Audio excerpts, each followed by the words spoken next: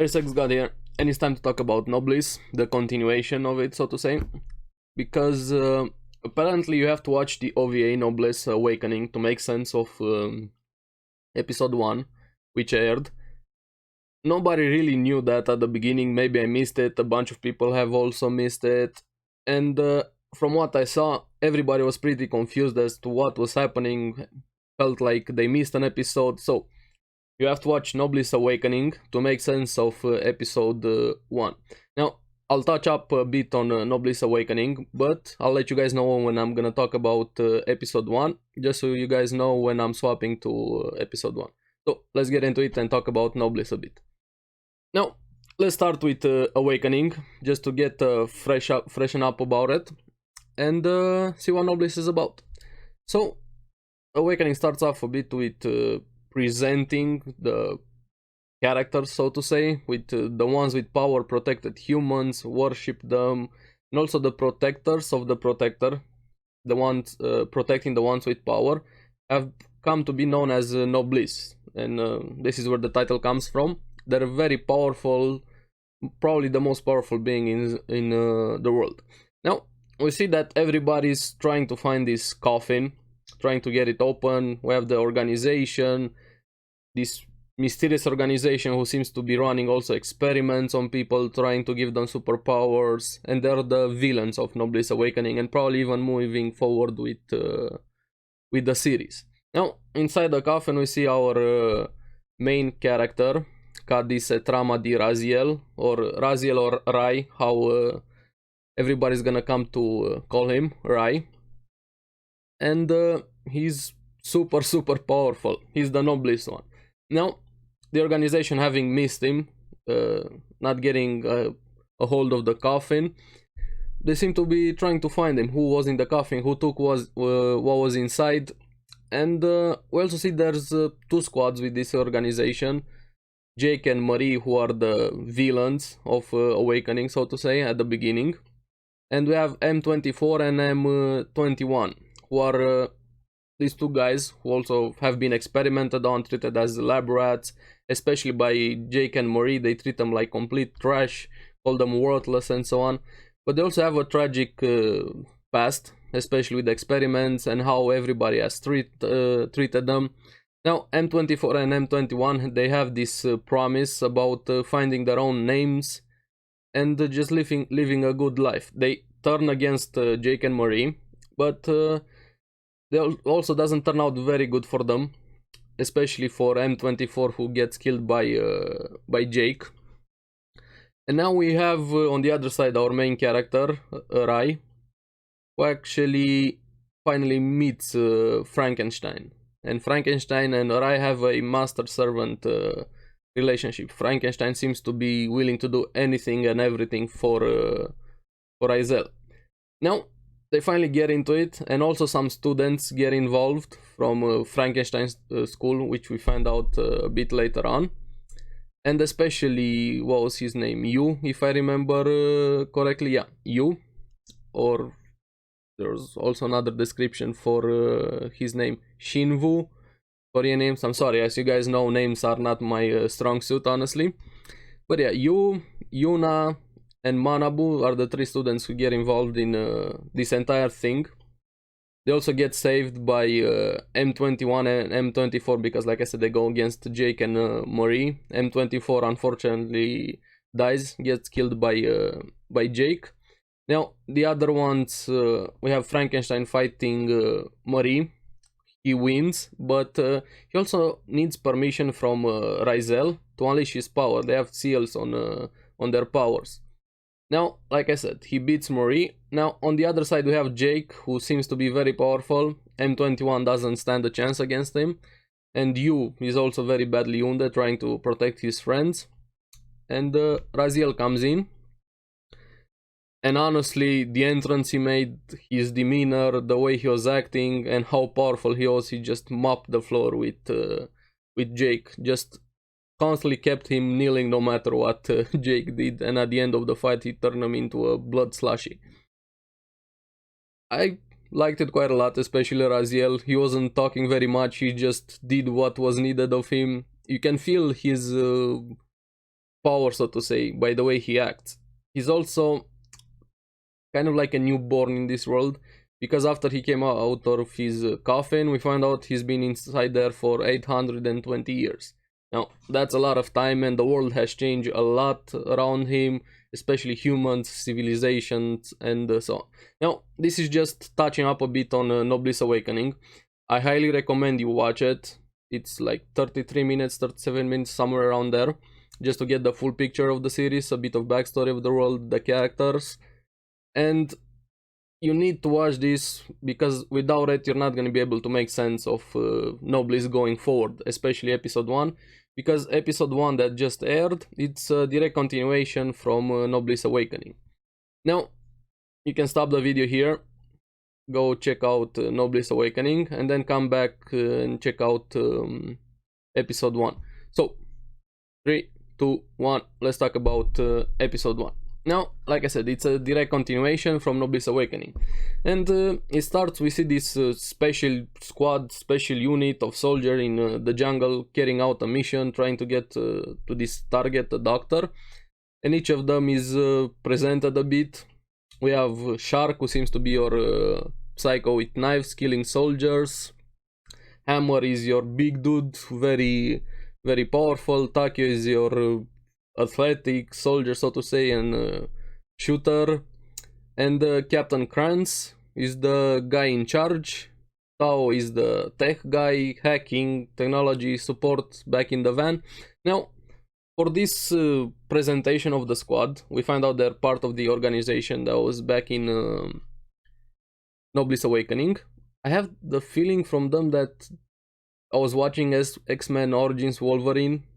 Exactly that same feeling, deja vu a bit about that squad, mutants going in with a mission. I don't know if you guys have seen X-Men Origins Wolverine, but I honestly felt like I was watching that. I don't know how powerful they are, they seem to be very powerful handling those soldiers, but going against somebody who actually has supernatural powers, as in the series.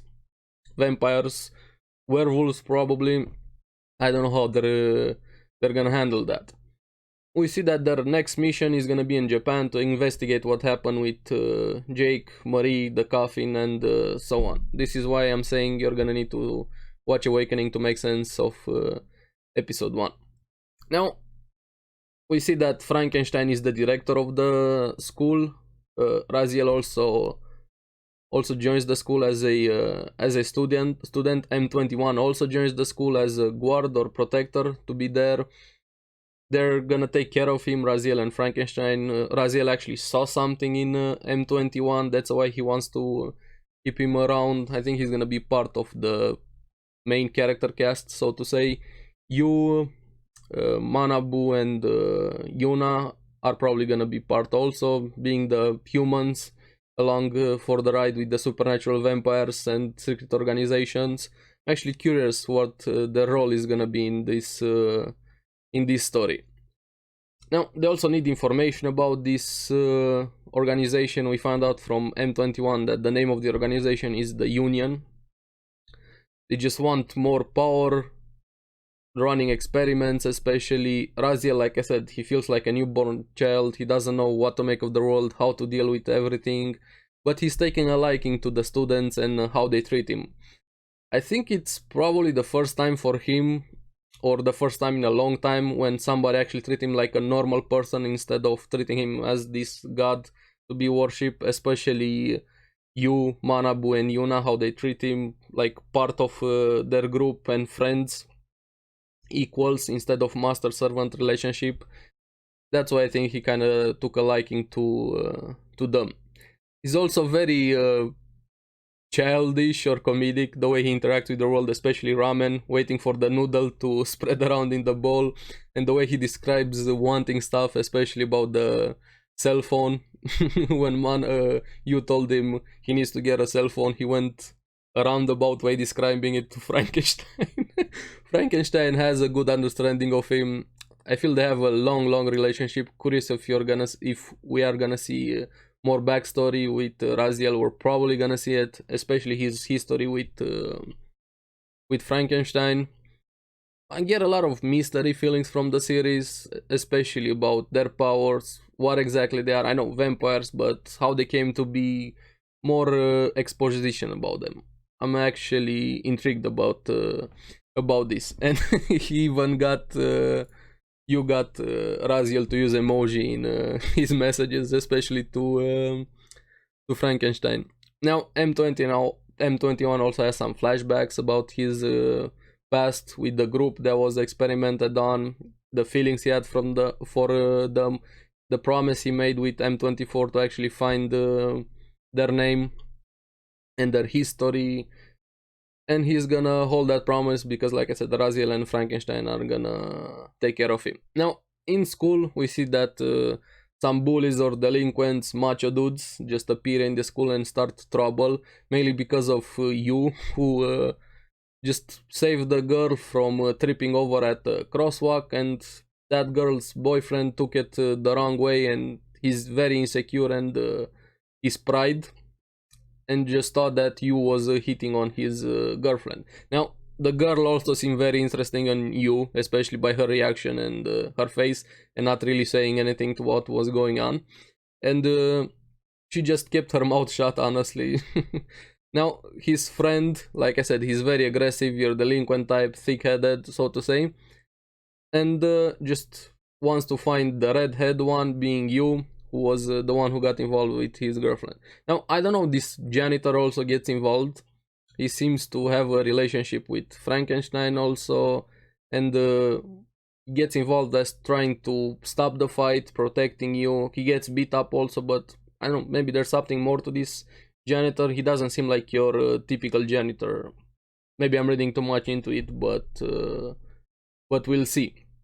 Now, Raziel also gets involved, but just has a stern talking or a stern look down at M21 to get him to step in and do his job as the guard or protector of the school, because M21 was hesitating, not wanting to get involved, mainly because he was in hiding from the organization. But after this encounter, when he completely trashes the delinquents, so to say, he is more comfortable with his role being there and his relationship with Frankenstein and Raziel. Even finally makes it official, so to say, asking Frankenstein to let him stay there. Frankenstein just told him, that's what I said from the beginning, and they're both happy that he's finally settling down a bit. Like I said, Raziel saw something in him, maybe somebody from his past, I don't know, but he saw something in him, and that's why they're keeping M21 around. So far, the first episode, we kind of got introduced to the school life mostly, and the relationship between our characters. I'm mostly intrigued about the vampire supernatural stuff, and we see that this elite squad we saw at the beginning of the episode, they're finally in Japan, overlooking on from a building, there to investigate what happened with the coffin, Jake, Marie, and the others, like I said. Now, there's also an end credit scene, and watch it after the ending song. We see these two new characters, two girls, probably also vampires, or I don't know if they're part of the organization, they didn't really look at. But yeah, I think they're gonna be very important, probably have some history with Raziel or something else, I don't know, but just keep them in mind. Now, overall the series, I'm very intrigued about it. Hopefully you get more into the action side, the mystery side, the fantasy, supernatural side, instead of just being Raziel knocking down girls at school with his looks and slice of life stuff. Because I'm more interested in the action side of the series. It has a interesting premise, vampires. It's been a while since I've seen a good vampire series, since Hellsing Ultimate, honestly. Also got some Vampire Knight, the old series, some feelings from it. But yeah, I don't know where it's gonna go from here. And yes, this is another webtoon or manhwa comic adaptation, same as the God of Highschool or the Tower of God. Hopefully they're gonna keep the pacing a bit better than both of those series. Tower of God was better, God of Highschool had a lot of pacing issues and being rushed, and especially that episode 4, I'm never gonna forget episode 4 with the wedding. like I said, hopefully they do a better job with Noblesse and just take their time, don't rush into stuff, do a better job of it. Has potential, but hey, let's see where the series is gonna go. Now, thank you very much for watching. Remember to watch the Awakening video to make sense of episode 1, and subscribe, like, and it really helps quite a lot. I'll see you again on next one. Keep enjoying Noblesse. Bye bye.